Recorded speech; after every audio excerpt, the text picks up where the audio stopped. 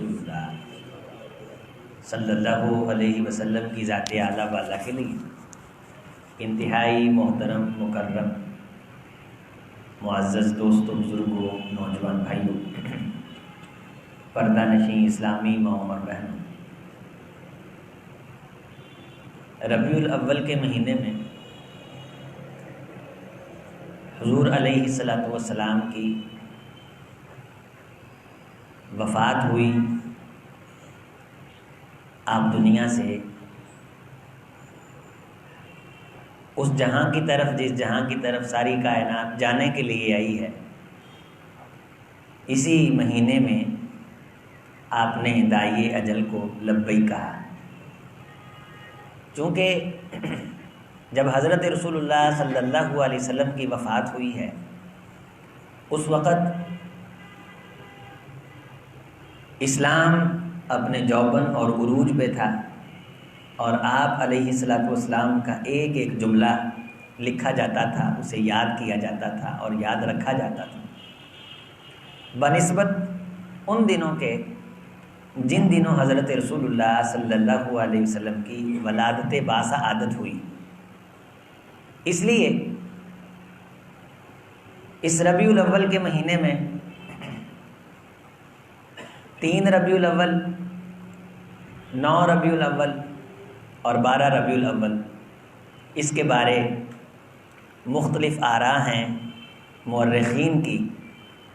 زیادہ تر مورخین کی جو رائے ہے وہ ہے کہ حضرت رسول اللہ صلی اللہ علیہ وسلم کا انتقال پرملال وہ 12 ربیع الاول کو ہوا۔ حضرت رسول اللہ صلی اللہ علیہ وسلم نے 12 ربیع الاول کو وفات پائی، اور پاکستان میں بھی ایک وقت تک 12 وفات کا ہوتا تھا اور وفات کی ہی چھٹی ہوتی تھی۔ جو رسول ہوتا ہے نا،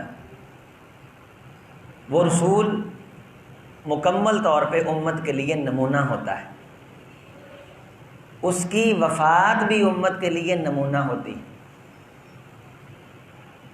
اس وفات سے ہمیں یہ پتہ چلتا ہے کہ ہمیں اللہ تعالیٰ سے کس طرح کی موت کی تمنا کرنی چاہیے، اور ہمیں اپنی موت کی تیاری کس طرح کرنی چاہیے، اور جب ہمیں موت کے آثار نظر آنے لگ جائیں تو ہمیں کیا کیا کرنا چاہیے۔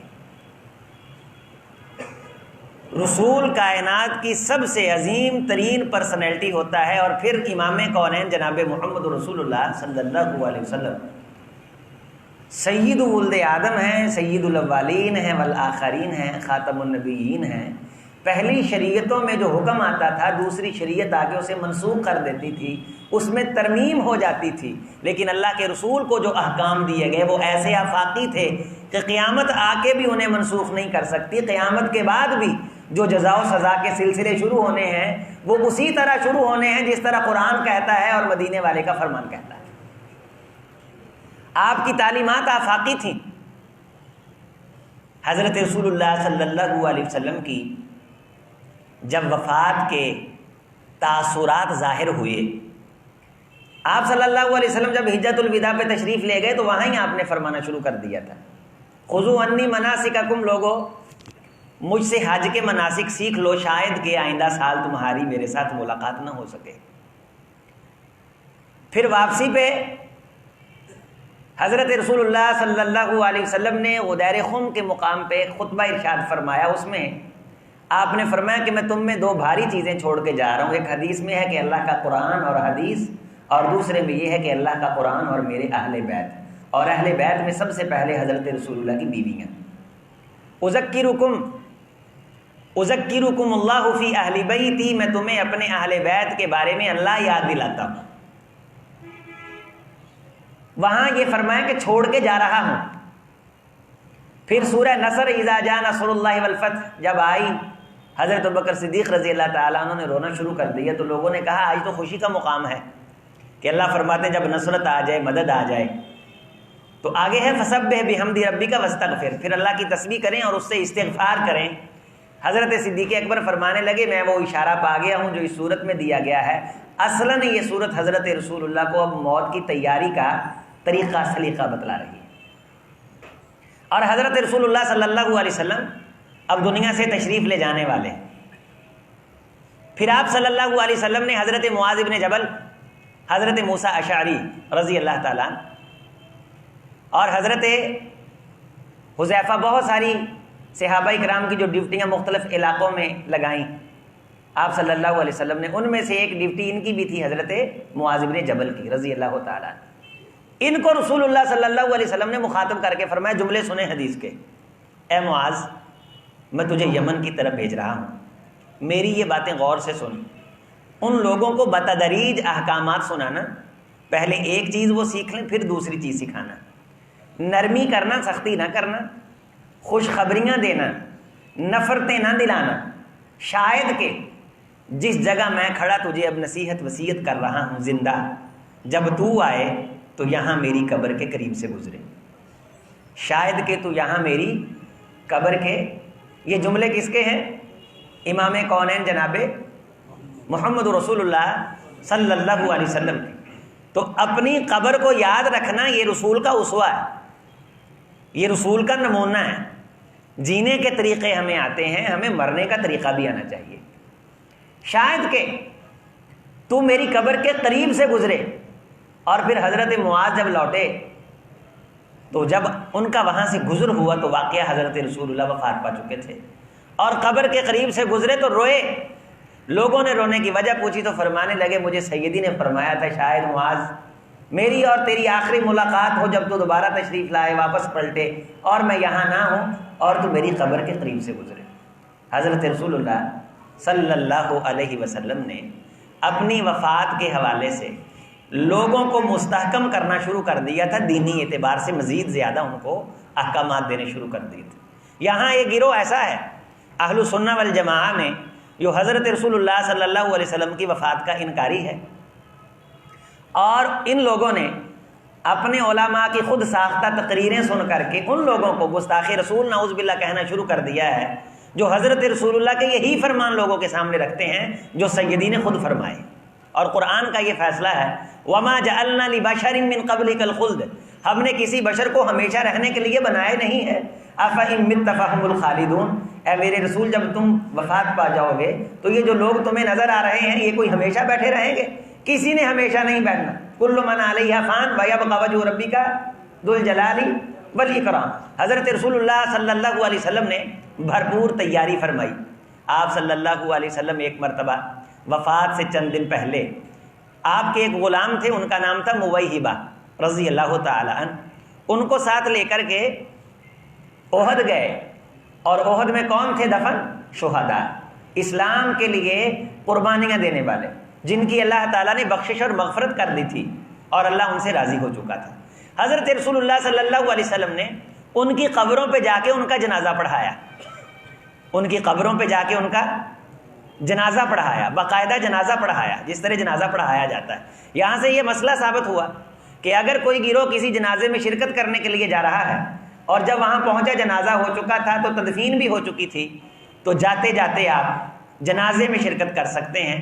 جی چاہتا ہے تو دعا کر لیں، جی چاہتا ہے تو وہاں قبر پہ صف بنا کے اس میت کی کیا کریں؟ جنازہ پڑھ دیں۔ لقد کان لکم فی رسول اللہ اسوۃ حسنہ، رسول جب جانے کی تیاری کرتا ہے تو تب بھی قوم کے لیے نمونہ ہوتا ہے، اور تب بھی قوم کو وہ احکامات دے کے جاتا ہے۔ آپ قبر پہ گئے، تدفین ہو چکی تھی، آپ کا جی چاہا کہ ہم جنازہ پڑھیں، آپ جنازہ پڑھ سکتے ہیں، احادیث سے ثابت ہے۔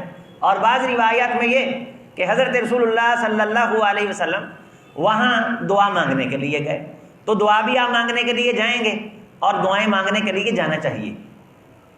نبی صلی اللہ علیہ وسلم جب تشریف لے گئے تو آپ نے اس انداز سے ان کو سلام کیا، السلام علیکم یا اہل المقابر لیہن لکم ما اصبحتم فیہ مما اصبح الناس فیہ، اے اہل قبر تم پہ سلامتی ہو، یقیناً جس حالت میں تم ہو نا وہ حالت ان لوگوں سے بہتر ہے جو جی رہے، تم فتنوں سے محفوظ ہو چکے ہو، تم فتنوں سے بچ چکے ہو، فتنے آسمان سے منہ کھولے کھڑے ہیں، اقبلت الفتن کقطع اللیل المظلم، جس طرح اندھیری رات پر پھیلائے کھڑی ہے، اپنے اندھیرے وہ دنیا پہ انڈیلنے کے لیے بےتاب کھڑی ہے، اور آئی کہ آئی، سورج غروب ہوا اور کائنات پہ اندھیرے چھائے، اسی طرح فتنے پر پھیلائے کھڑے ہیں اور بڑے بڑے لوگوں کو وہ اپنی لپیٹ میں لیں گے، اور تم تو بخت بیدار ہو کہ ان فتنوں کے آنے سے پہلے حالت ایمان میں اللہ کے پاس جا چکے، ان فتنوں کے آنے سے پہلے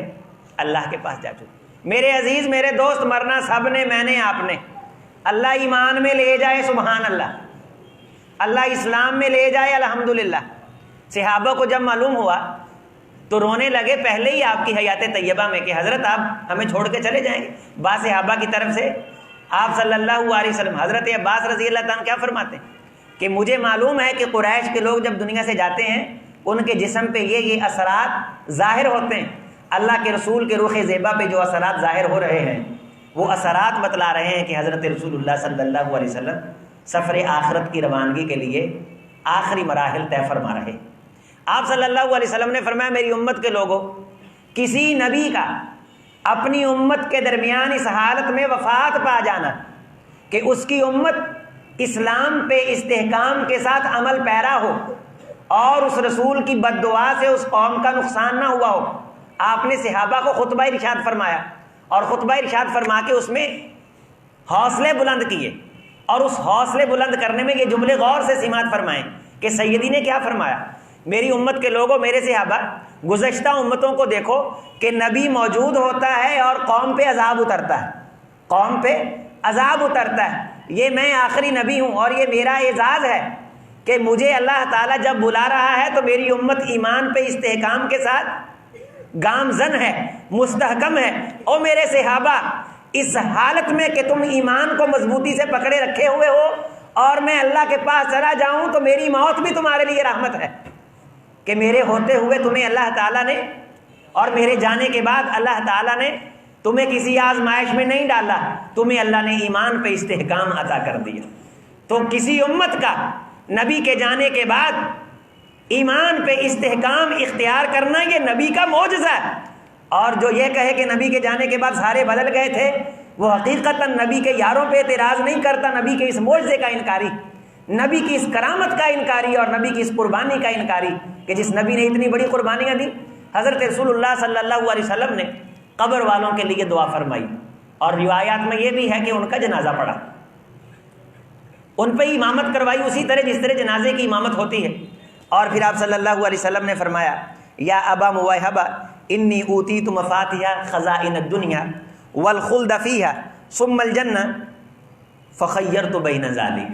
اے موہبہ، مجھے اللہ تعالیٰ نے کائنات کے خزانے بھی پیش کیے ہیں، ہمیشہ زندہ رہنے، ہمیشہ جینے کی چاہت، اگر میں چاہوں یہ بھی تمنا کی کہ آپ ہمیشہ جیتے رہیں،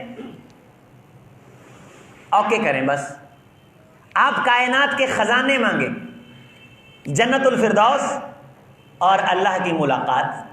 فخیرت بین ذالک، مجھے ان چیزوں کے درمیان اختیار دیا گیا۔ حضرت موہبہ رضی اللہ تعالیٰ عنہ فرماتے میں نے فوراً کہا اے اللہ کے رسول، میں آپ کو ایک مشورہ دوں، عاجزانہ منکسرانہ مشورہ، جی دیجیے۔ فرمایا کہ مشورہ یہ ہے کہ آپ ہمیشہ کی زندگی پسند کر لیں اور جنت الفردوس پسند کر لیں۔ ہم اپنی آنکھیں ٹھنڈی کرتے رہیں گے، ہمارے بچے دیکھیں گے، ہماری نسلیں دیکھیں گی، جنت الفردوس کو پسند کر لیں۔ آپ صلی اللہ علیہ وسلم نے فرمایا لا واللہ، نا اے موہبہ، بلکہ میں تو اللہ کی ملاقات پسند کر چکا ہوں، میں اللہ کی، اس کا مطلب ہے کہ ہمیشہ کی زندگی میں نے خود پسند نہیں کی، کائنات کے خزانے میں نے، اس کا مطلب جو میں نے پچھلے سے پچھلے جمعے میں آپ کو توجہ دلائی تھی کہ میرے نبی کا فقر اختیاری تھا، اضطراری نہیں تھا۔ نبی کے پاس خزانے آتے تھے لیکن نبی اللہ کے رستے میں دونوں ہاتھوں سے لوٹا دیتے تھے۔ یہ تیاری ہے کہ میں اللہ کی ملاقات کو پسند کرتا ہوں، اس میں میرے آپ کے لیے نمونہ ہے کہ مرنا تو سب نے ہے، لیکن اگر کوئی بندہ اللہ کی ملاقات پسند کرے، من احب لقاء اللہ احب اللہ لقاءہ، اللہ بھی اس کی ملاقات پسند کرتا ہے، اور جو شخص اللہ کی ملاقات پسند نہ کرے، ومن کرہ لقاء اللہ کرہ اللہ لقاءہ، اللہ بھی اس کی ملاقات پسند نہیں کرتا۔ جیسی پسند نہ کریے تو مرنا نہیں، بولو مرنا ہے کہ نہیں؟ کیوں عیسیٰ استاد جی مرنا ہے کہ نہیں؟ سب نے مرنا، تو اللہ سے ملاقات ناگوار نہیں، پسندیدہ۔ اچھا حدیث سنیں، نبی صلی اللہ علیہ وسلم کی آخری وقت میں یہ حدیث ہے، فرمایا لوگو میں تم کو یہ نصیحت اور وصیت کرتا ہوں جب تمہیں موت آئے تو اللہ سے بدگمان نہ ہونا. کوئی کارواں سے ٹوٹا, کوئی بدگمان حرم سے کہ میرے کارواں میں نہیں خوب دل نوازی. لیکن ٹھیک ہے کہ تم اپنے امیر سے بدزن ہو گئے, کوئی مسئلہ نہیں, اصلاح کی گنجائش ہے, کوئی بخشش کے چانسز ہیں. لیکن اللہ سے بدگمان ہو گئے تو بیڑا غرق ہو جائے گا. اللہ سے بدگمان نہ ہونا, یہ آخری وقت کی آپ کی حدیث ہے جب آپ دنیا سے تشریف لے جا رہے تھے. انا عند ظن عبدی فلیظن ما شاء بی لا یموتن احد منکم وهو یحسن الظن باللہ. تم میں سے کوئی نہ مرے مگر اس حالت میں کہ وہ اللہ کے بارے اچھا گمان رکھتا ہو. اچھا گمان کیا ہے؟ کہ میں نے ساری زندگی اللہ کے ساتھ شرک نہیں کیا, میرا اللہ مجھے بخشے گا. لوگوں, آخری ایام رسول کی زندگی نمونہ. میرے بریلوی بھائی, میرے دیوبندی بھائی, میرے اہل حدیث بھائی, اپنے بھائی بیٹے عظیم اختر کی بات پہ غور کریں, خدا را توجہ کریں. میں ان پیروں کی خدمت میں بڑی عزت توقیر کے ساتھ اس مرکزی مسجد کے ذمہ دار اسٹیج سے درخواست کرنا چاہوں گا, وہ جب تمہاری موت کے سانس سائے بن کے تمہارے سروں پہ لہرا رہے ہوں تو تب تو اپنی قوم کو سیدھی بات بتلاؤ. اللہ کے رسول پاؤں گھسٹ رہے مسجد نبوی شریف میں تشریف لائے اور آپ نے خطبہ ارشاد فرمایا, ایھا الناس, اے لوگو, قاتل اللہ الیہود والنصارى, یہود و نصارہ کا بیڑا غرق ہو جائے. اتخذوا قبور انبیائہم مساجدا, انہوں نے اپنے نبیوں کی قبروں پہ مسجدیں بنا لی, انہوں نے اپنے نبیوں کی قبروں پہ سجدہ گاہ بنا لیا, قبروں کو سجدہ کرنے لگ گئے, قبروں کو سجدہ کرنے لگ گئے, قبروں کو سجدہ کرنے. اور آج اگر یہ دلیل دیتے ہیں تو سیدی کی قبر مبارک حجرہ عائشہ رضی اللہ تعالی عنہا میں ہے, اور وہ بعد کے اندر توسیعی مراحل کی بنیاد پہ کہ مسجد نبوی شریف کے اندر جو نمازی بڑھ گئے اور اضافہ ہو گیا, اس توسیع کی وجہ سے بطور عذر اس حصے کو مسجد میں لیا گیا ہے, لیکن وہ مسجد کا حصہ نہیں ہے, وہ حجرہ ہے سیدہ عائشہ صدیقہ رضی اللہ تعالی عنہا کا. اللہ لعنت کرے یہود و نصارہ پہ جنہوں نے اپنے انبیاء کی قبروں کو سجدہ گاہ بنا لیا. میری امت کے لوگوں, میرے صحابہ, میں تم کو یہ حکم اور پیغام دے کے جا رہا ہوں اور اللہ سے یہ دعا بھی مانگ رہا ہوں, اللہم لا تجعل قبری وثنا یعبد, اے اللہ میری قبر کو سجدہ گاہ نہ بننے دینا, بت کدا نہ بننے دینا کہ یہاں سجدہ کیا جائے اور یہاں زمینیں ٹیکی جائیں. حضرت معاذ بن جبل تاجدار کونین سے احکامات لے کے واپس پلٹے, نفاذ ہوا, اللہ تعالیٰ نے خیر کی, لیکن جب واپس آئے آئندہ مزید احکامات لینے کے لیے قبر کا رخ کیا نہیں. صحابہ کرام پہ دکھ آئے, تکلیفیں آئیں, سیدی تشریف لے گئے, جگہ جگہ قبائل کھڑے ہو گئے, کسی نے زکوٰۃ دینے سے انکار کر دیا, کوئی مرتد بن گیا, کہیں نبوت کے دعوے ہو گئے اور کہیں نوموختہ قبائل وہ اسلام سے بیزار ہونے لگے اور انتشار کی فضا سر پہ لہرانے لگی. اتنی دلدل کی فضا کہ علی المرتضیٰ رضی اللہ تعالیٰ فرماتے کہ اگر اس وقت اللہ ابوبکر صدیق کو حوصلے نہ دیتا تو بڑے بڑے کے جگر وہ پارا پارا ہو جاتے اور جگر چھلنی ہوتے اور قلب و جگر پانی بنتے. لوگوں, فی زمن المحنہ و فی زمن الفتن, اللہ نے اس محن عربی کے اندر شدید ترین آزمائش کو کہتے ہیں, اس شدید ترین آزمائش میں اہل ایمان کے قدموں کو ساتھ بخشا صدیق اکبر کی ثابت قدمی سے رضی اللہ تعالی عنہ. اتنے مشکل ترین لمحات میں کسی صحابی رسول نے اپنی جبین کو تاجدار کونین کی قبر پہ جھکایا نہیں, تعظیمی سجدہ کیا نہیں. کیوں بھائی؟ اللہ کے رسول روک کر کے گئے ان کی زندگیاں اللہ کے رسول کے اسوے کو اپنانے کے لیے. اور آج اگر کوئی 13ویں 14ویں صدی میں اٹھ کر کے متولی بن کے اور گدی نشین بن کے اور جناب علی دربار کا مجاور بن کے مریدوں سے قبروں کو سجدے کروائے, کائنات کا سب سے بڑا ظالم وہ ہے جو کسی کے عقیدہ توحید سے کھلواڑ کرے, جو کسی کے عقیدہ توحید سے کھلواڑ کرے, کسی کے ایمان سے کھیل لے, کسی کے نظریے سے کھیل لے, کسی کی فکر سے کھیل لے, کسی کی سوچ سے کھیل لے, کسی کی جنت الفردوس کو حاصل کرنے کی پونجی سے کھیلنے کی کوشش کرے, کائنات میں اس سے بڑا ظالم کوئی نہیں. یہی تو ایک پونجی ہے لا الہ الا اللہ کی. حدیث میں آتا ہے یہ لا الہ الا اللہ جنت کی پونجی ہے, اور تم اس پونجی سے کھیلتے ہو جو جنت کی پونجی ہے. کعبے کس منہ سے جاؤ گے غالب؟ شرم تم کو مگر نہیں آتی؟ تم اہل ایمان کے ایمان سے کھیلتے ہو، تم اپنی کرامات دکھا کر کے معصوم لوگوں کا نظریہ اور فکر لوٹتے ہو۔ قاتل اللہ الیہود والنصارى، یہودیوں کے اوپر اللہ کی بربادی اور لعنت برسے۔ اور اللہ تعالیٰ کے رسول صلی اللہ علیہ وسلم نے فرمایا، اے علی رضی اللہ تعالیٰ اس بات کو پلے باندھ اور لوگوں کو بتلانا، ہر اس شخص پہ خدا کی لعنت اترے جو شخص خدا کو چھوڑ کے کسی غیر کے در کی طرف بلائے۔ میں لوگوں کو ھذہ سبیلی ادعو الی اللہ، اللہ کی طرف بلاتا ہوں۔ اخرج العباد من عبادت العباد الی عبادت رب العباد، میں لوگوں کو لوگوں کے دروں سے اٹھا کر کے پروردگار عالم کے در پہ جھکانے کے لیے آیا۔ میری کوشش اسی لیے، میری کاوش اسی لیے، میرا جینا میرا مرنا اسی لیے میں رات کو سوتا ہوں تو یہ کہتا ہوں اللہم باسمک اموت واحیا، میں صبح اٹھتا ہوں تو کہتا ہوں الحمدللہ الذی احیانی بعد ما اماتنی والیہ النشور۔ میری اذان اللہ اکبر سے اور میرا سلام السلام علیکم ورحمۃ اللہ سے، میری ابتدا بھی اللہ، میری انتہا بھی اللہ، کائنات کی ابتدا بھی اللہ، انتہا بھی اللہ، اول اللہ آخر اللہ، اس سے پہلے کچھ نہیں، اس سے بعد کچھ نہیں، میں اسی کے لیے آیا، اسی کی طرف بلاتا ہوں۔ لوگوں میری قبر کو سجدہ گانا بنانا، میں آج اہل حدیث کے اسٹیج سے ہمارے ذمہ داران سارے یہی اعلان کرتے ہیں کہ اہل حدیث اپنے رسول کی تعلیمات کا پرچار چاہتا ہے، اپنے رسول کی تعلیمات کا نفاذ چاہتا ہے، اور جیتے جی رسول کی لمبی زندگی، ان باتوں کی تو تم نے پرواہ نہ کی، تاجدار کونین کی جاتے ہوئے آخری باتیں امتی ہونے کے ناطے سے ان کی تو پرواہ کرتے، ان کو تو دل سے لگاتے، ان کو تو قلب و جگر میں جگہ دیتے۔ کائنات کا نافرمان سے نافرمان بیٹا اپنے باپ کی آخری بات کو سینے سے لگا لیتا ہے، اسے لڑکی پسند نہیں ہوتی، وہ رشتہ صرف اس لیے کرتا ہے کہ ابا جی جاتے جاتے مجھے کہہ گئے تھے، وہ نافرمان ہونے کے باوجود، ساری زندگی گنہگار اور والدین کو تنگ کرنے کے باوجود، اور ساری زندگی ستانے کے باوجود، اور والدین کا فطری طور پہ نافرمان ہونے کے باوجود آخری بات کی لاج ضرور رکھتا ہے۔ یہ میرے نبی کا جو خطبہ ہے وفات سے 4-5 دن پہلے کا، جس میں رحمت کائنات صلی اللہ علیہ وسلم نے فرمایا تھا اللہ اس قوم کو بیڑا غرق کر دیتے ہیں جو قوم اپنے بڑوں کی قبروں کو سجدہ گاہ بنا لیتی۔ عزیزان گرامی قدر، سیدی رسول اللہ صلی اللہ علیہ وسلم نے یہ وصیتیں نصیحتیں فرما کے خطبہ وینڈ اپ کیا اور فرمایا، لوگوں میں دیکھ رہا ہوں وَإِنِّي لَأَنظُرُ إِلَيْهِ أَنَا فِي مَقَامِي هَذَا، میں جہاں کھڑا خطبہ دے رہا ہوں نا، یہ میرا حوض ہے، اور مجھے وہ حوض اب اللہ دکھا رہے ہیں، مجھے وہ حوض نظر آ رہا ہے۔ اللہم صلی وسلم دائما ابدا علی حبیبک خیر الخلق کلہم، اللہ تعالی ہمیں حوض کے جام نصیب فرمائے۔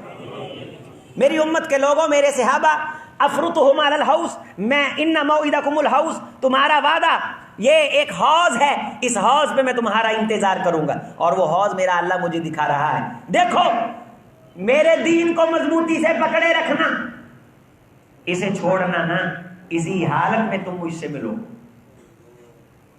اسی حالت میں تم مجھ سے ملو، اور جو چھوڑے اور اس میں افراط و تفریط کرے، میں خود محمد صلی اللہ علیہ وسلم، آپ نے وہ حدیث کے جملے کئی مرتبہ ارشاد فرمائے، اہل حدیث کے بچے کو یاد ہے، سرکن سرکن لما غیروا، انہیں دور ہٹا دو، دور ہٹا دو جنہوں نے میرے آنے کے بعد میرے دین کے اندر تبدیلیاں کی۔ نہ بھائی، اہل حدیث رسول کی چوکھٹ کا چوکیدار ہے، تاجدار کونین کی حرمت کا نوکر ہے، یہ رحمت کائنات کی قدموں کی دھول کا ایک ادنا سپاہی ہے، یہ اپنی نسلیں رحمت کائنات کی چوکھٹ کی چاکری پہ قربان کرنے کے لیے تیار ہو جاتا ہے۔ اس کی زبان ساری زندگی یہ کہتی ہے قال اللہ قال رسول اللہ، اس نے آج تک اس کے بعد کوئی تیسرا جملہ بولا نہیں، سب کچھ مانگ لیا دعاؤں میں، تجھے مانگ کر اٹھتے نہیں ہیں ہاتھ میرے اس دعا کے بعد۔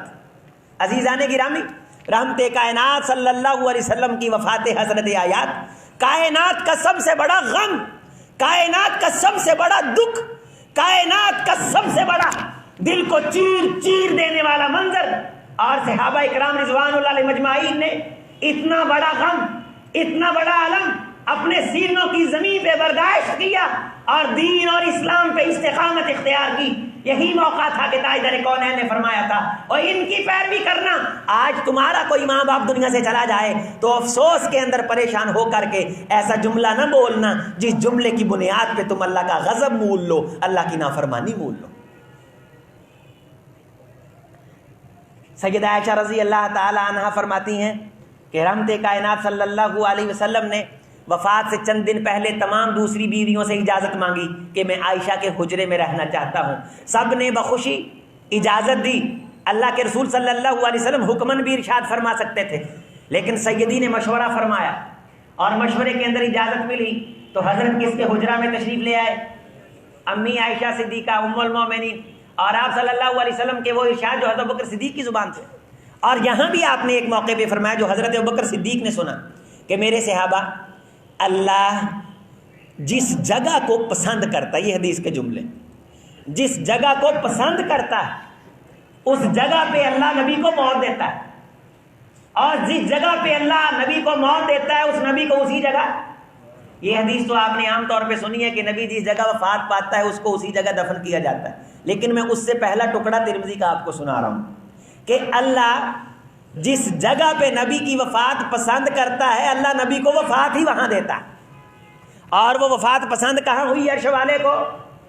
حجرہ عائشہ صدیقہ کائنات، میری اور آپ کی ماں عائشہ صدیقہ کائنات عائشہ، نبی کی چوکھٹ عائشہ، پیغمبر کا حرم عائشہ، رسول کی عزت اور وقار کی پگڑی عائشہ، ایمان والوں کے ایمان کی ٹھنڈک عائشہ، علی المرتضیٰ کی ماں عائشہ، فاطمہ رضی اللہ تعالی عنہا کی ماں عائشہ، ایمان والوں کی سبھی کی ماں.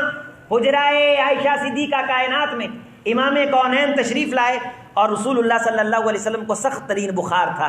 یہ عمل بخاری شریف میں ثابت ہے. اگر کسی کو شدید ترین بخار ہو تو آپ اسے مسنون سمجھ کر کے کر سکتے ہیں، اللہ انشاءاللہ شفا عطا فرمائے گا.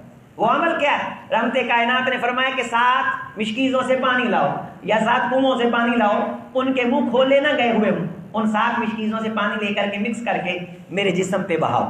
رحمت کائنات صلی اللہ علیہ وسلم کہ جس میں اطہر پہ وہ پانی بہایا گیا تو بخار کے اندر کچھ آپ صلی اللہ علیہ وسلم کو افاقہ محسوس ہوا.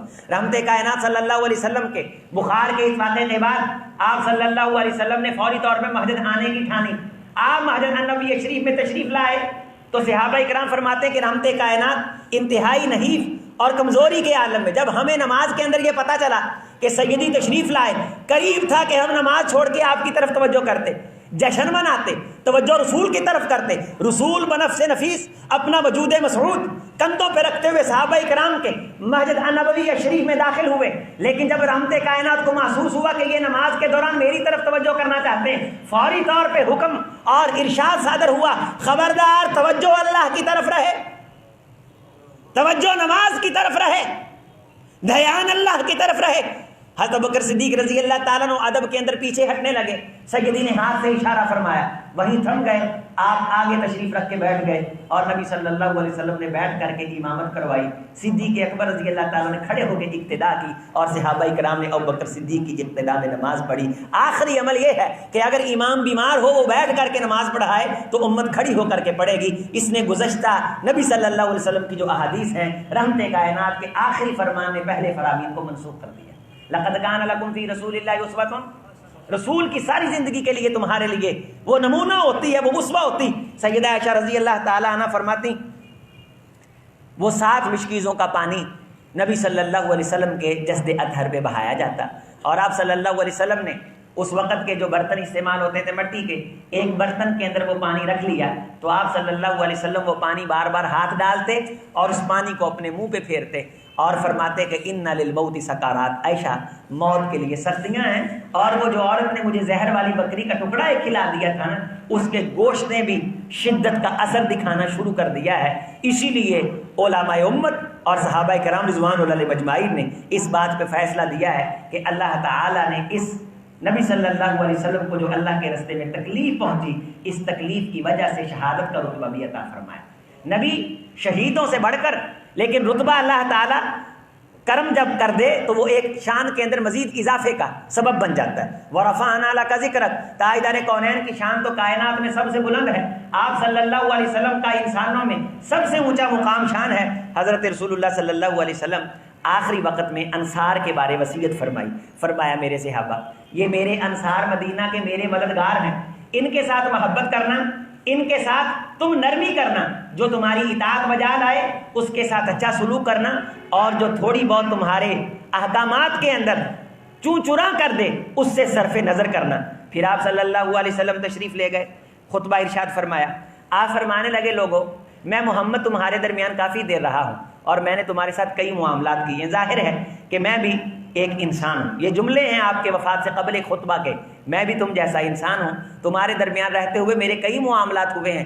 اگر مجھ سے کسی کی زبان میری زبان سے کسی کو دکھ پہنچ گیا ہو یا میرے ہاتھ سے کسی کو تکلیف پہنچ گئی یا میں نے کسی کا مال دینا ہو. حدیث کے جملے سنیں. اطرتی و عزتی و جسمی و مالی. میرا مال، امام کونین حاکم وقت، مشرق و مغرب پہ جس کی حکمرانی اور فرشتے جس کی چوکھٹ کے چاکر، آسمان سے جس کی حفاظت کے اتنے مضبوط پہرے کہ مدینہ طیبہ سے لے کے آسمان کی بلندیوں تلک فرشتوں کی نگرانی، اور وہاں سے پھر یہاں تک کوئی جن کوئی شیطان قریب پھٹک نہ سکے، کوئی شریف آپ صلی اللہ علیہ وسلم کا نقصان نہ کر سکے. اتنی طاقت اور اتنی پاور کہ اختیار دیے جا رہے ہیں کہ آپ ہمیشہ کی زندگی کائنات کے خزانے پسند کر لیں. آپ سامنے بیٹھے وہ امتی جو اپنے آپ کو بیچ چکے اور غلام کی حیثیت اختیار کر چکے، وہ زر خرید غلام کی حیثیت سیدی ان کو فرما رہے ہیں.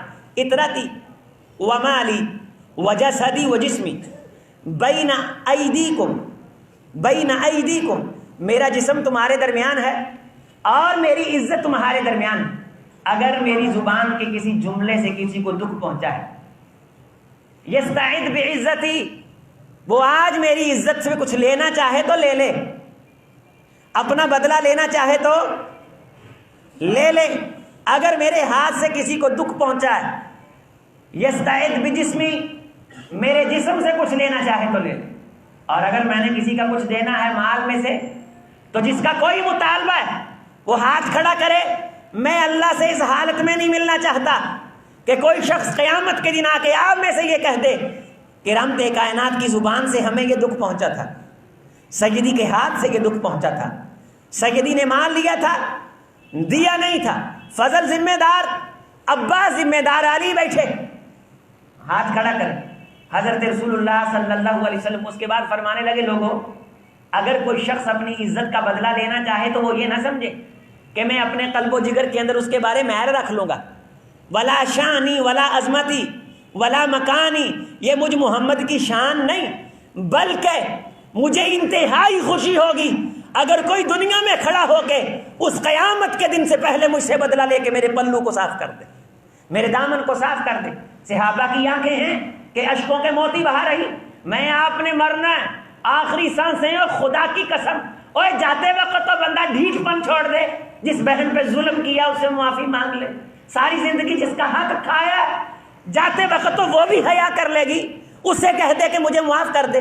اس ماں سے معافی مانگ لے، اس بھائی سے معافی مانگے، اس اپنے بڑے سے معافی مانگے. ساری زندگی جس کے بارے دل کے اندر نفرت، کدورت اور بغض رکھتا رہا، امام کونین کا جانے کا یہ وقت میرے آپ کے لیے اسوہ، میرے آپ کے لیے نمونہ. سیدی اپنے دامن کو اس طرح پاک کر کے جا رہے ہیں. گھر تشریف لائے، غشی تاری ہوش میں آئے، سیدہ عائشہ کو طلب فرمایا اور کہنے لگے مجھے معلوم ہوا ہے اور ذہن میں آیا ہے کہ شاید گھر کے اندر کچھ تھوڑا سا سونا پڑا ہوا، عائشہ اس سونے کو لاؤ، اللہ کے راستے میں خرچ کر دوں. مجھے عجیب لگتا ہے کہ رب سے ملوں اور سونے کی ڈلیا محمد کے گھر میں پڑی. اور ہم نے اس رات تاجدار کونین کے رخ زیبا کو ہمسایوں سے تیل مانگ کے دیکھا تھا. آج میرے حبیب کے چرچے سورج کی شعاؤں سے بھی آگے جا رہے ہیں، آسمانوں کی بلندیوں سے اوپر. حضرات فقر نہ رہا، غربت نہ رہی. عرش والے نے رحمت کائنات کے اسوے کو رحمت کی گٹا بن کے پوری کائنات پہ یہ اسوہ تاجدار کونین کا چھا گیا. اپنے بھی بولے تو یہی ورفعنا لک ذکرک، بیگانے بھی بولے تو یہی ورفعنا لک ذکرک. آپ نے انصاف کر کے دکھایا، مسافات کر کے دکھائی. کائنات کا وہ انسان جو عظیم ترین حالت میں ملا وہ صرف جناب محمد کی ذات صلی اللہ علیہ وسلم. آپ جب تشریف لے گئے جزیرۃ العرب پہ آپ کی حکمرانی، پوری امت مسلمہ اور روئے زمین کے بڑے بڑے حکمران وہ اپنے اعصاب شل کیے ہوئے، رحمت کائنات کی فوجیں، آ وقت کے سپہ سالار، اور وزرات مرہونۃ عند الیہودی، نبی صلی اللہ علیہ وسلم کی زرہ وہ ایک یہودی کے پاس چند سیر وہ جو کے عوض گروی رکھی ہوئی تھی. آپ اس حالت میں دنیا سے تشریف لے گئے. لیکن اسی حالت میں جب رحمت کائنات صلی اللہ علیہ وسلم جا چکے، جانے کی تیاری کر رہے، اسی حالت میں حضرت رسول اللہ نے لشکر اسامہ روانہ فرمایا، تمہاری موت کی آمد دین کے کام میں رکاوٹ نہ بننی چاہیے۔ یہاں مہمان دین کے کام میں رکاوٹ بن جاتے ہیں، یہاں بچے کی سالگرہ کا کھیکھن دین کے کام میں رکاوٹ بن جاتا ہے، یہاں فضول قسم کی پارٹی نماز کے درمیان رکاوٹ بن جاتی۔ نبی آخرت کی تیاری کر رہا ہے اور اسلام کی سربلندی کے لیے اسی حالت میں لشکر اسامہ کو، اور آپ کو معلوم ہے کہ لشکر ابھی مدینہ سے نکلا تھا تو سیدی وفات پا گئے، اور اس لشکر کو پھر کس نے روانہ کیا؟ سیدنا صدیق اکبر رضی اللہ تعالی عنہ نے۔ اور یہ حدیث بتلا رہی ہے کہ آپ جہاں جہاں آفرین کے سپرد کر رہے تھے، لیکن اس حالت میں بھی اعلاء کلمت اللہ کا خیال آپ اسی طرح جس طرح وہ کوہ صفا پہ اکیلے آپ طوفان سے جا ٹکرائے، قولوا لا الہ الا اللہ تفلحوا تملک العرب والعجم، اے لوگوں لا الہ الا اللہ کہنے والا عرب و عجم کا مالک بنتا ہے، جس کے پلڑے میں عقیدہ توحید نہیں ہے اس کے پلڑے میں کوئی شے نہیں ہے۔ میں آپ دنیا سے جاتے وقت تو کوئی دین کا کام کر جائے، کوئی مسجد، کوئی مدرسہ، کوئی نہ کوئی دین اور نیکی کا کام۔ رحمت کائنات صلی اللہ علیہ وسلم نے اعانت بھی فرمائی، اور جن ساتھیوں نے دین کی وفا کی تھی ان کے بارے وصیت بھی فرمائی۔ حضرت رسول اللہ صلی اللہ علیہ وسلم جو جا چکے تھے، راہ قتال میں کٹ گئے تھے، ان کے لیے دعائیں بھی کر کے آئے جا۔ اسی حالت میں وفات سے 4-5 دن پہلے امام کونین، ایسے ہی امام کونین نہیں، آپ کے خصائل، آپ کے امتیازات، عبارتنا شتى وحسن کا واحد، کائنات کے سبھی اوصاف مل جائیں تو پیغمبر کے ایک وصف کی دھول کے پائے پاسک نہیں۔ رحمت کائنات افضل البشر، تمام کائنات کے افضل ترین انسان، خدا خدائی میں لا شریک، اور میرا محمد مصطفی میں لا شریک۔ حضرات گرامی قدر، حضرت رسول اللہ صلی اللہ علیہ وسلم نے حضرت ابوبکر صدیق رضی اللہ تعالی عنہ کو اس حالت میں امام بنا کے قوم کا یہ قضیہ بھی حل کر دیا کہ میرے بعد اس مسلح پہ کھڑے ہونے کی اگر کسی کے پاس اختیار اور اتھارٹی ہے تو وہ کون ہے؟ صدیق اکبر رضی اللہ تعالی عنہ کی ذات گرامی قدر ہے۔ سیدہ عائشہ رضی اللہ تعالی عنہ فرماتی ہیں کہ رحمت کائنات صلی اللہ علیہ وسلم اسی حالت میں جب دنیا سے جانے کی تیاری کر رہے تھے تو آپ نے دامن سے سامنے جو حجرے کے پردہ تھا اس پردے کو سائڈ پہ کیا تو دیکھا کہ قوم نماز پڑھ رہی ہے اور صحابہ انتہائی انہماک سے نماز میں متوجہ، تو سیدی کے چہرے پہ میں نے بشاشت دیکھی اور نور چھلکتا دیکھا۔ حضرت نے مسکرا کے اس موقع پہ 3 مرتبہ یہ کہا، اللہم بلغت، اللہم حل بلغت۔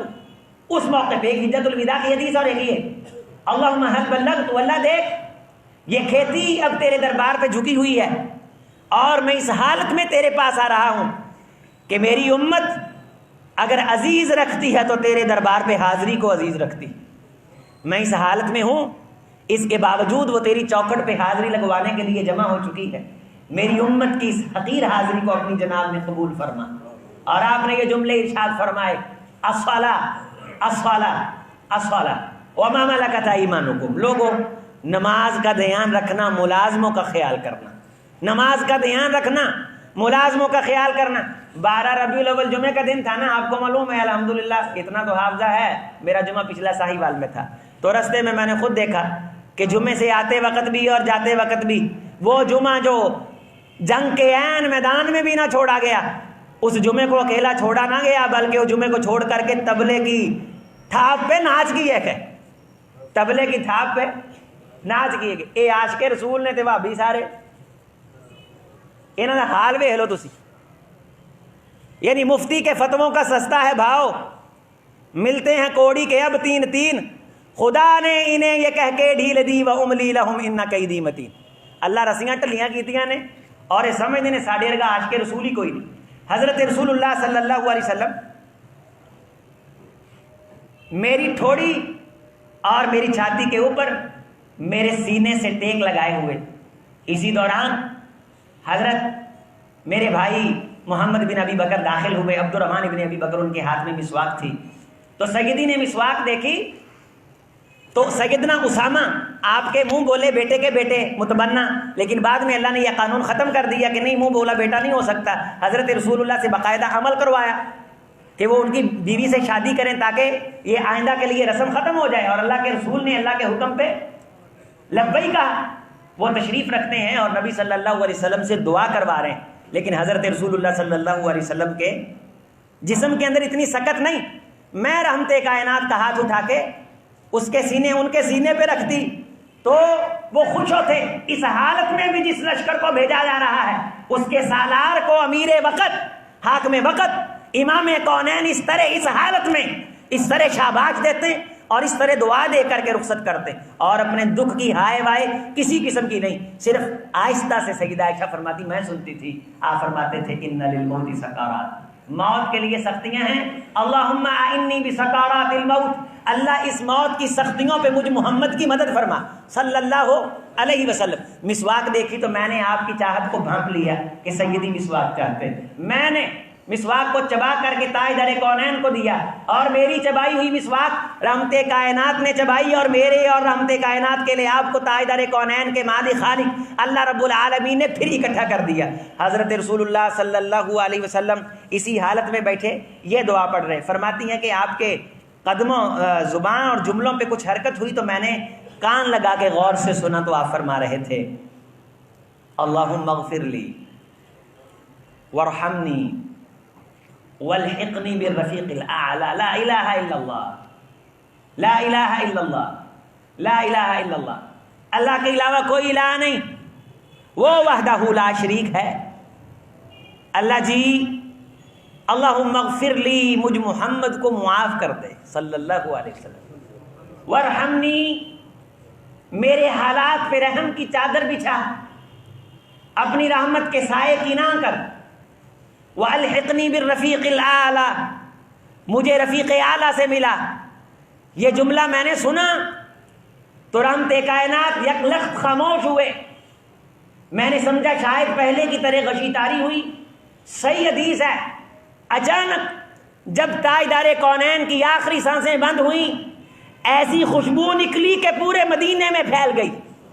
آج کائنات کی عظیم ترین ہستی دنیا کو چھوڑ کے جا رہی، اور وفات کے ان کلموں سے پہلے آپ نے ایک جملہ ارشاد فرمایا، او میری امت کے لوگوں، دین کا کام کرتے تمہیں کوئی دکھ آئے نا اور تمہارا دل اچاٹ ہونے لگے کہ اتنے دکھ ہیں دین کے کام میں، تم مجھ محمد کے دکھوں کو یاد کر لینا، مجھے کتنے دکھ آئے، مجھے کتنی تکلیفیں آئیں، اور آج ربیع الاول رسول کی سیرت کے نام پہ کوئی ڈھول بجاتا ہے، اسی لیے اہل حدیث کو تکلیف ہوتی ہے۔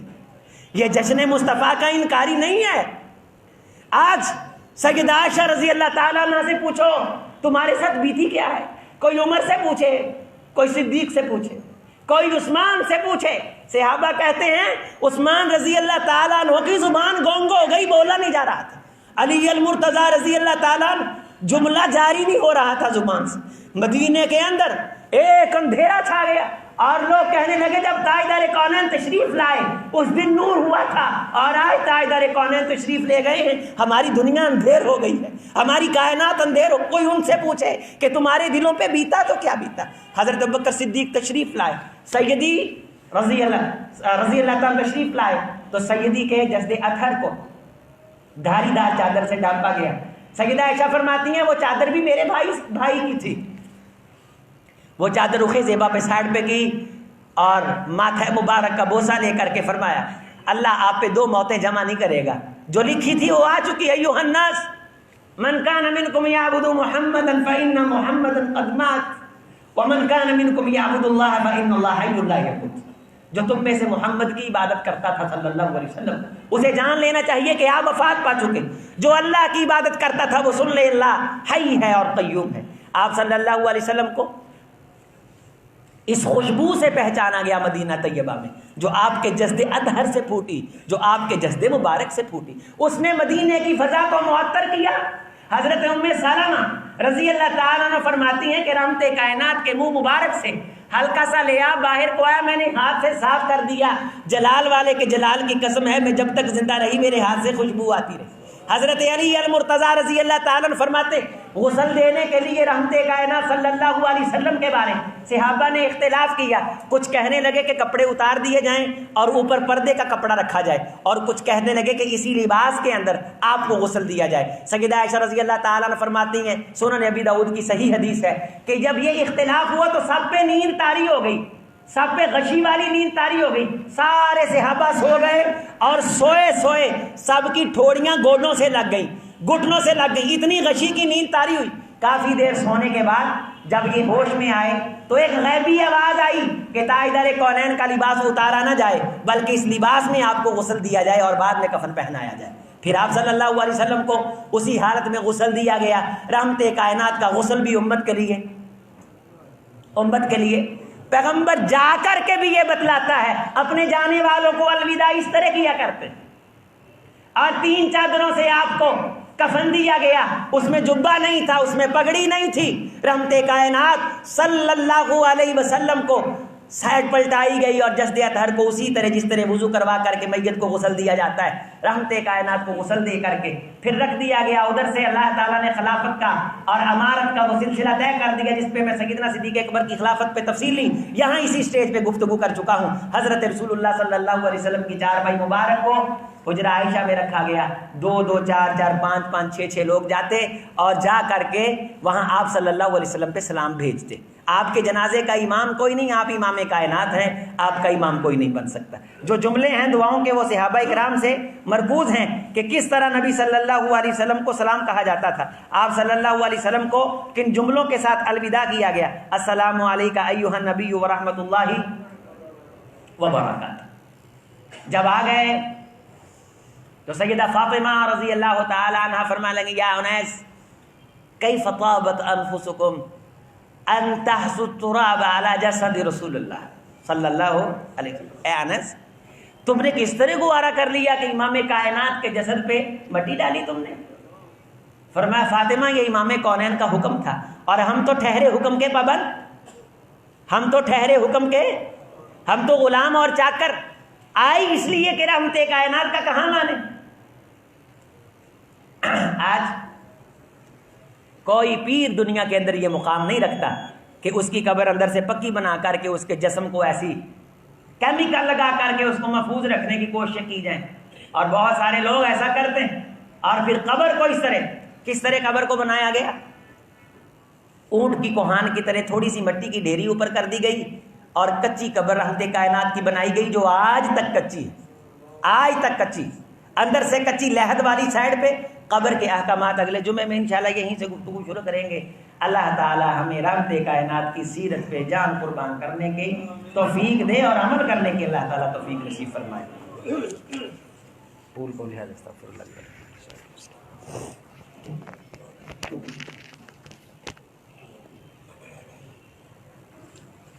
بسم اللہ والصلاۃ والسلام علی رسول اللہ رب یسر ولا تعسر وتمم بالخیر. حضرات گرامی قدر, ایک دو اعلان ہیں. ایک تو ہمارے ادھر قریب ہی یہ اپنا کچا پو سے اڈا پل مسافر ہے, اس پہ احباب نے جگہ لی ہے. یہ 12 لاکھ کی جگہ تھی, 2 لاکھ اس نے حصہ ڈال دیا جس نے جگہ بیچی ہے.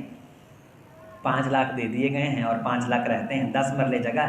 اس علاقے میں مسجد نہیں ہے. میں خود ان علاقوں میں گیا ہوں, کچے پو میں بھی جماعت کی کوئی مسجد نہیں ہے. تو یہ مسجد کے لیے الحمدللہ جگہ لی ہے. مسجد بھی اللہ تعالیٰ بہت جلد بنا دے گا. آپ کا حصہ جگہ میں ہم ڈلواتے ہیں یا بنیادوں میں, اس کے بعد اللہ تعالیٰ مہربانی کرتا ہے مسجد کہیں نہ کہیں سے منظور ہو جاتی ہے. احباب آپ کے سامنے تشریف لائے ہیں قاری خالد محمود صاحب, محمد صادق صاحب. تو احباب محبت کے ساتھ تعاون فرمائیں. یہ بچے آپ کے پاس آ رہے ہیں, ان کا 5 لاکھ باقی ہے اور وعدے کی تاریخ ان کی قریب ہے. یہ اڈا پل مسافر آپ کے قریب ہے. آپ اپنی طرف سے, اپنے لاحقین کی طرف سے کوئی زمین کا ایک آدھ ٹکڑا, ایک مصلے کی جگہ لے کر کے وقف کر سکتے ہیں. آج آپ اگر 500 1000 یا اتنا تھوڑا تھوڑا آپ حصہ ڈالتے ہیں تو اس سے انشاءاللہ تعالی ہماری مسجد کا اچھا خاصا حصہ یہ شامل ہو جائے گا, جو میری اور آپ کی بخشش کے لیے, منتظمین کی بخشش کے لیے, معاونین کی بخشش کے لیے قیامت کے دن نجات کا اور روشنی اور نور کا ذریعہ بنے گا. اللہ کا دین پھیلے گا, اللہ اور اس کے حبیب کی باتیں ہوں گی. ذرا مہربانی فرمایا کریں, توجہ فرمایا کریں. اللہ آپ کے مال و جان میں برکتیں نصیب فرمائے. اوپر خواتین سے بھی گزارش ہے وہ بھی دل کھول کے تعاون فرمائیں. حضرت عبدالستار صاحب حافظ اللہ تعالی، ان کی کانفرنس بھی ہے پرسوں، یہ ستکر ملی والا میں. یہ ہمارے علاقے کی سب سے پرانی کانفرنس ہے اور اس کانفرنس سے سینکڑوں نہیں بلکہ ہزاروں لوگوں کی اصلاح ہوئی. ہم جب پہلے اس فکر اہل حدیث سے متاثر ہوئے، اس فکر اہل حدیث میں متاثر ہونے کے حوالے سے اس کانفرنس کا خاصا کردار ہے. اس وقت ہم چھوٹے تھے جب اس گاؤں میں جاتے تھے کانفرنس سننے کے لیے. حضرت علامہ ابسام اللہ ظہیر صاحب اس وقت، یہ بڑے بڑے خطیب یہ اس وقت سے یہاں تشریف لاتے تھے. پرسوں مغرب وقت یہ شروع ہوگی اور رات گئے تک جائے گی. بڑے بڑے نامور لوگ محقق تشریف لا رہے ہیں. مبشر احمد ربانی حافظ اللہ تعالیٰ، جماعت کا سرمایہ ہشام الہی ظہیر صاحب یہ بھی تشریف الحمدللہ لا رہے ہیں. قاری یعقوب شیخ صاحب یہ بھی تشریف لا رہے ہیں. حنیف ربانی صاحب، معتصم الہی ظہیر صاحب، حضرت علامہ احسان اللہ رحمہ اللہ رحمۃ واسعہ کے بیٹے. بہت بڑی کانفرنس ہے، بڑی بڑی پروقار اور عظیم الشان شخصیات تشریف لا رہی ہیں. میں احباب کو توجہ دلاؤں گا، اسے ذہن میں رکھنا ہے، مس نہیں کرنا ہے. ضرور شرکت کریں اور پورے خطبات سنیں، ایک انقلاب کا ذریعہ بنیں گے انشاءاللہ. یہ آپ کی فکری رہنمائی کا ذریعہ بنیں گے. اسی طرح آج شام کو فیصلہ ضلع خانے وال میں مرکز جمعیت اہل حدیث کے زیر نگرانی تحفظ شعائر اسلام سیمینار ہو رہا ہے، جس میں حضرت امیر ملت سلفیہ حضرت پروفیسر سعید میر صاحب تشریف لا رہے ہیں. خانے وال مرکزی جامع مسجد اہل حدیث کے باہر چوک اہل حدیث ہے، اس میں یہ پروگرام ہے. تو یہاں سے بھی بس جائے گی. آج عشاء کے بعد بھی مغرب کے بعد ہے. تو جناب مظہر بن چوہان صاحب کی نگرانی میں یہاں سے قافلہ جائے گا. گاڑی ہوگی جو احباب تشریف، یہاں بڑی اچھی شخصیات علمی فکری گفتگو کرنے کے لیے یہاں بھی تشریف لا رہی ہیں. میرے خیال میں شاہ صاحب ہیں، ان کے تفصیلی نام میرے سامنے موجود نہیں ہیں. عبدالمنع راسخ صاحب ہیں، حضرت میر صاحب ذات خود ہیں، اور اکابرین ملت عمائدین ملت یہاں تشریف لا رہے ہیں. حضرت قاری سیف اللہ صاحب نے یہ پروگرام رکھا ہے. تو اس پروگرام پہ آ جائیے، اس پہ آپ نے تشریف لے جانی. اور حافظہ والا جو پروگرام جس کی طرف میں نے توجہ دلائی ہے وہ پرسوں ہے اتوار کے دن. اس میں بھی یہاں سے انشاءاللہ تعالیٰ آپ نے کرنا ہے. یہ میر صاحب کی طرف سے انشاءاللہ انتظام ہوگا، یہاں سے قافلے جائیں گے. آپ نے موٹر سائیکلوں پہ بھی یہ ساتھ قریبی ہے، خواتین کا بھی میرے خیال میں نا یہاں انتظام ہوتا ہے. تو اس پروگرام میں بھی ضرور شرکت کریں اور پورا پروگرام سنیں. نیندیں تو بندہ پوری کر ہی لیتا ہے. اس پروگرام میں خانے والے میں بھی جائیں، اور ہم بھی یہاں انشاءاللہ سالانہ پروگرام رکھیں گے. پچھلا پروگرام مصری قراء کرام کا رکھنا تھا، پھر لاک ڈاؤن آ گیا تو وہ پھر ٹائم لے لیے تھے، ڈیلے ہو گیا. تو انشاءاللہ ہم بھی اپنی کانفرنس کروائیں گے، محفل حسن قراء جو ہم کرواتے ہوتے ہیں. تو اسی طرح جتنے یہ پروگرام ہو رہے ہیں یہ مسل کی اہمیت کے حامل پروگرام ہیں. اور یہ قرارداد یہاں ہم منظور کریں گے کہ جس طرح بینک مینیجر کو بہیمانہ طور پہ سیکورٹی گارڈ نے گستاخ رسول کا بہانہ بنا کے قتل کیا ہے، یہ سارے کا سارا مجمع اس فعل شنی کی مذمت کرتا ہے. کسی کو اختیار نہیں ہے کہ کسی کے اوپر اپنا بدلہ لینے کے لیے گستاخ رسول کا لیبل لگائے اور پھر اس کو قتل کرنے کی کوشش کرے. اس طرح یہ قائد آباد میں جو واقعہ ہوا آپ سب کو پتہ ہے کہ وہ مسلمان شخص تھا، عقیدہ توحید والا شخص تھا، اور ذاتی اناد کی بنیاد پہ اس کے بینک کے سیکورٹی گارڈ نے اس کو مارا، اور بعد کے اندر یہ کہہ دیا، یہ کہتا تھا کہ سب کچھ اللہ کرتا ہے، رسول کچھ نہیں کر سکتے. تو لہٰذا اس نے نعوذ باللہ گستاخی کی اور جان لے لی. اس پہ تفصیلی بیان میں ریکارڈ کروں گا کہ قتل ناحق کتنا بڑا جرم ہے اور یہ کتنا سنگین ترین گناہ ہے. اللہ تعالیٰ ایسی افراط و تفرید سے محفوظ رکھے اور ان ملاؤں کو ہوش کے ناخن لینے کی توفیق دے جو قوم کو اس طرح کی توجہ دلاتے ہیں. اور ہم نے یہ ہمیشہ کہا، غور سے سن لیں، یہ ذمہ دارانہ بیان ہوتے ہیں جو ہم اس طرح دیتے ہیں انتظامیہ کی طرف سے اور پورے جو معزز نمازی ہوتے ہیں. ہماری طرف سے مسلک اہل حدیث کی تاریخ ہے پاکستان میں الحمدللہ آج تک کسی نے قانون ہاتھ میں لینے کی اللہ کے فضل سے جسارت نہیں کی. اس کی وجہ کیا ہے کہ ہمارے علماء مشائخ اور منتظمین اس چیز کا باقاعدہ اہتمام کرتے ہیں اور ہم آئندہ بھی یہ کہتے ہیں کہ کسی کو اختیار نہیں کہ کوئی کسی کو گستاخ رسول کہے اور پھر اس کو مارنے کی کوشش کرے. اسے قرار واقعہ سزا ملنی چاہیے جو اپنی مرضی سے گستاخی کے فتوے گھڑے پھرتا ہے اور جس کو چاہتا ہے گستاخ کہتا ہے اور پھر اس کی جان کے ساتھ کھیلنے کی کوشش کرتا ہے. یہ سارے کا سارا مجمع حکومت وقت سے بھی یہ اپیل کرتا ہے اور اپنے علاقے کے علماء سے بھی یہ اپیل کرتا ہے کہ اپنی عوام کو کنٹرول میں رکھیں، اور اگر کسی سے اختلاف ہے تو انتظامیہ موجود ہے، اپنی مسجد کی انتظامیہ کے نوٹس میں لے کے آئیں. مسجد کی انتظامیہ خود تھانے کچہری کے نوٹس میں لے آئے گی اور قانونی طور پہ وہ لائحہ عمل طے کیا جائے، طریقہ کار طے کیا جائے۔ اس طرح اگر ہر شخص قانون اختیار میں لے گا تو کسی کی عزت اور جسم سلامت نہیں رہے گا۔ رسول اللہ صلی اللہ علیہ وسلم نے فرمایا تھا بیت اللہ تیری حرمت، اور آج کا دن حرمت والا، آپ صلی اللہ علیہ وسلم نے ذی الحجہ کے موقع پہ فرمایا تھا، یہ شہر، یہ گھر اور یہ دن جس طرح معزز ہے اسی طرح ایک مسلمان کا خون معزز ہے، اسی طرح ایک مسلمان کی عزت معزز ہے۔ ہم نے ایک دوسرے کی عزت کرنی ہے، اختلاف رکھنا ہے، لیکن اختلاف یہ نہیں کہ کسی کے خون کے پیاسے ہو جانا ہے۔ اللہ پاکستان کی حفاظت فرمائے، آپ سب کی حفاظت فرمائے۔ آپ میں سے جن دوستوں نے دعا کے لیے کہا اللہ ان کو ان کی دعا مناجات کو قبول فرمائے۔ اقول قولی ھذا استغفر اللہ لی ولکم ولسائر المسلمین۔